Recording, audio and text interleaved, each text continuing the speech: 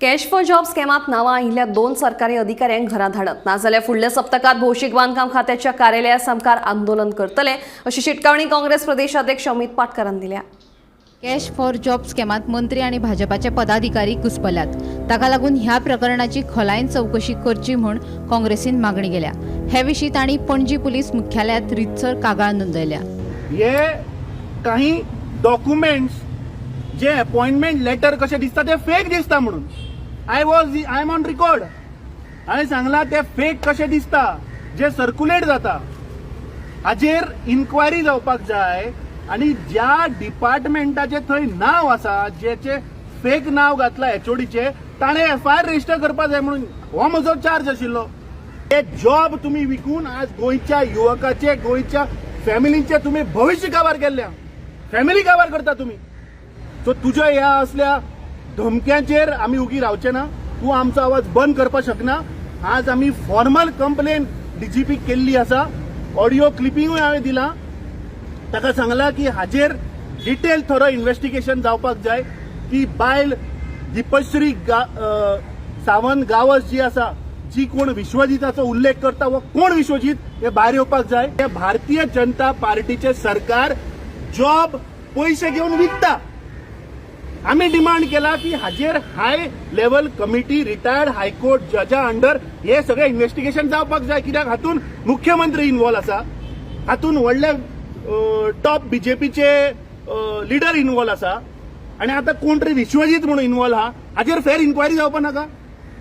That is what we have demanded. या सरकाराक या मुख्यमंत्र्याक आम्ही अल्टिमेटम दिता की समज जर ह्या आठवड्या मेरेन जर तर हे दोनूय जे करप्ट ऑफिसर त्या खुर्चेर जे बसल्यात हेंका समज जर तुम्ही घरा धाडना आणि जर तर थंय प्रोबेबल मनीस with the age bar limit जर तर थंय रिप्लेस जायना जाल्यार काँग्रेस पक्ष येणाऱ्या काळान फुडल्या आठवड्यान पीडब्ल्यूडी ऑफिस आणि डब्ल्यूआरडी ऑफिस थंय व्हडलो घेराव घालून आम्ही प्रोटेस्ट करतले की हांगा पयलीं हटाव।